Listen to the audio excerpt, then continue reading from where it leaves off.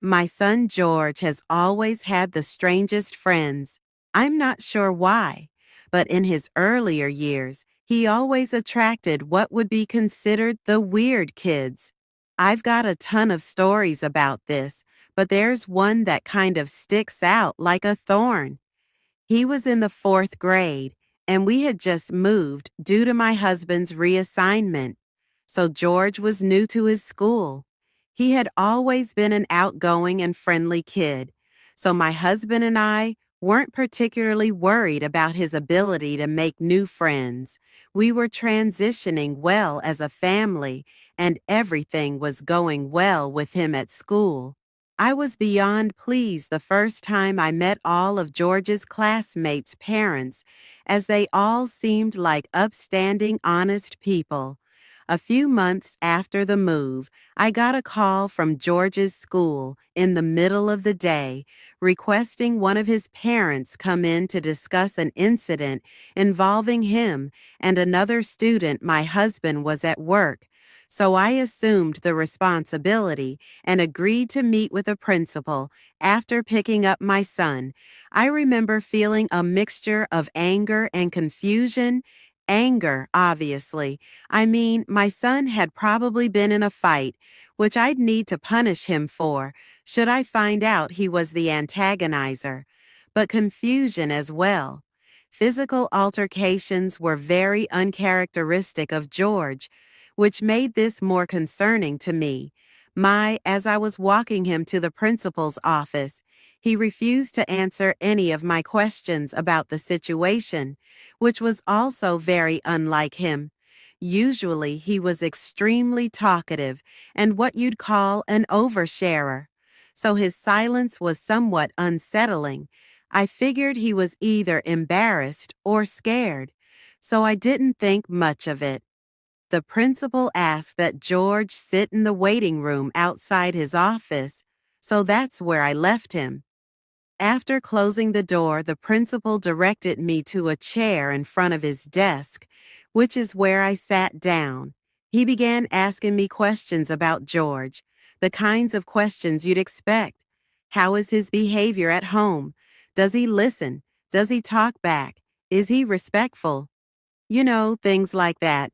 I had nothing but positive things to say. George was an extremely well-behaved and respectful boy. And that's not the mother in me. I was just telling the objective truth. Eventually, the principal told me why I had been called in.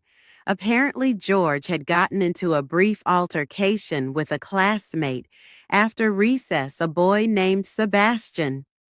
I asked about the circumstances of the fight, and this is what I was told. They had been the last two students outside, and they were walking up the stairs together, seemingly out of nowhere. George pulled an eraser out of his pocket and struck Sebastian over the head with it, causing him to fall to the ground and start screaming. I was baffled. It was totally unlike George to do something like that without being provoked. Plus, I had heard about the Sebastian boy before George spoke fondly of him, like they were close friends. I asked the principal more questions, but he didn't seem to have the answers and ultimately admitted that no one had seen the incident. But both boys had independently confirmed details of the story. He then said that George wasn't in trouble, as a little fight wasn't too uncommon. He told me that he just wanted to inform me and that no further action would be taken, which definitely calmed me down. After that, he excused me, so I left. George was still silent about the whole thing as I drove him home and only opened up to me right before bedtime. Admittedly, I had grown frustrated with him for not talking to me, which was probably why he quit the silent act. He told me that Sebastian had tricked him. I asked him to elaborate, and he told me that they had been playing make-believe Street Fighter. As per Sebastian's instruction, George had pulled out an eraser for a KO move of some sort. Out of nowhere, Sebastian fell to the ground and pretended to be really hurt. He then whispered in George's ear that he'd seriously hurt him if George didn't pretend like he'd attacked him. So that's what George did, and all the teachers assumed it had been a real fight rightfully. So I was pretty pissed my little boy had been taken advantage of and falsely accused instead of going to the school. I decided to handle things myself that night. I went through the school's directory and found Sebastian's mother's phone number. She introduced herself as Maggie. I was kind of taken back by how sweet and genuine she sounded on the phone. She told me she had heard about the incident, gotten the real story from Sebastian, and already reprimanded him. I thought it was kind of odd that Sebastian would have told the truth to his mother so soon, but I was happy I didn't have to do any convincing. She then went on to say that Sebastian had always had some minor behavioral problems growing up, and he'd sometimes think and act like another person entirely. I actually started to feel bad. The more she told me, it seemed as if he wasn't fully in control of some of his actions. Maggie suggested that the boys schedule a sleepover to make up for the whole thing and become better friends, which I thought was a great idea. She offered a host, and I was appreciative of that. That weekend, I drove over to her house with George, who had returned to his bubbly, talkative self. Maggie invited me in, and the two of us got to know each other over some wine while the boys played in the basement. Like I said before, Maggie seems like a completely upstanding person, and I really enjoyed her company. I ended up staying for a few hours, and the time flew by. Eventually, I just had to ask about Sebastian's behavior. As it had been bugging me for a while, her entire demeanor changed, and she lowered her voice a bit. She told me that he often had trouble making friends, and that he's seen a few doctors, all of whom think it's something he'll outgrow. Soon, she went on to say that he's gotten much better at controlling himself, and the fact that he was being more social at school was a good sign. I didn't inquire much more than that. I just wanted to make sure my son would be safe for the night. Maggie promised me George would be in good hands and that Sebastian didn't have a history of getting physical or violent, more so just acting strange. That was enough reassurance for me.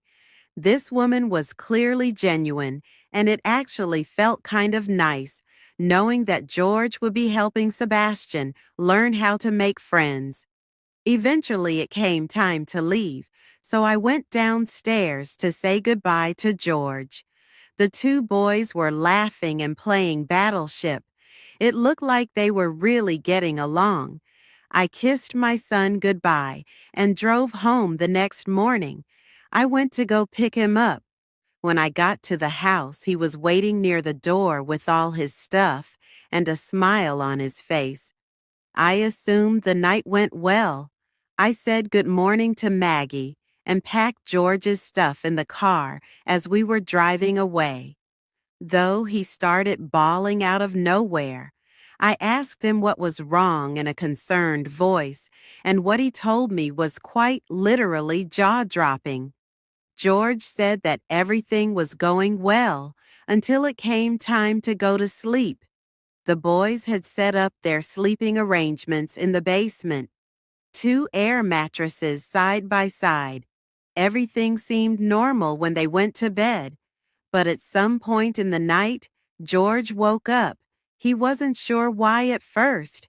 Then he heard something whispering. It was coming from the bathroom.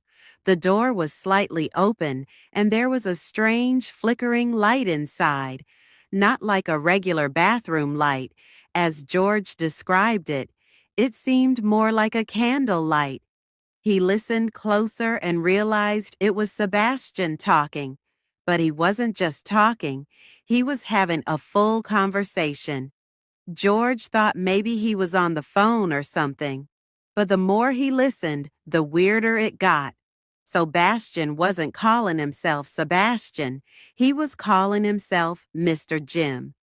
George felt frozen. It was like Sebastian thought he was someone else, and he wasn't talking to anyone, just the mirror. Then the candle went out. Everything was dark again. George squeezed his eyes shut, pretending to be asleep. A long time passed, and then he heard the bathroom door creak open. His stomach dropped when he heard whispering again. This time right above him. It went on for a while.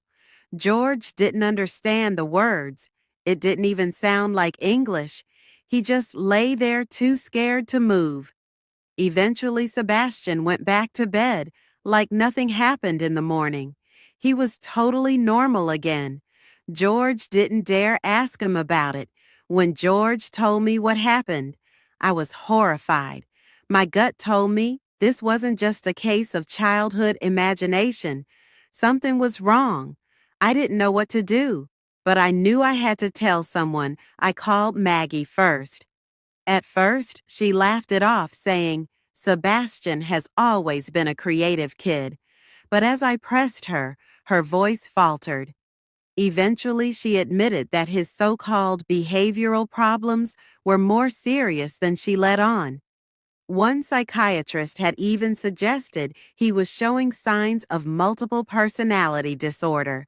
They had already moved twice before she told me in a hushed tone because Sebastian had been kicked out of school. I was stunned, furious. Even why the hell hadn't she told me this before? Why would she put my son in danger like that? Then she did something unexpected. She begged me not to notify the school. I didn't know what to say. Part of me wanted to respect her wishes, but another part of me knew that something was very wrong. I blurted out, "Okay," and hung up the phone before she could respond. I told myself I'd make my decision by the end of the week, but I never got the chance that Monday Sebastian Fallon attacked another student at recess. It was serious enough that the school sent out a statement to all the parents. Though they kept the details vague by the end of the day, I found out that he had been expelled. I tried calling Maggie, but her phone had seemingly been disconnected. The situation was incredibly unsettling. Just days ago we had spoken, and now suddenly she was unreachable. I didn't even know what I wanted to say to her, just that I wanted to say something. There were no other numbers or emails in the school directory, just that one number that was now disconnected a few days later. The curiosity got too overwhelming, so I bit the bullet and drove to her house. When I arrived, it was completely vacated.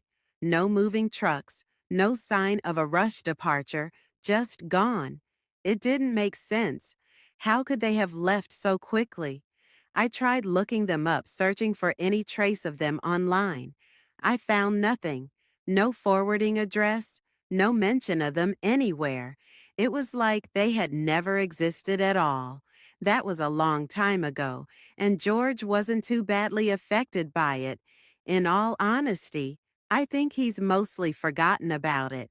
I haven't, though. I often think about what could have happened to my son that night in that basement, or what kind of things that kid Sebastian has been doing since.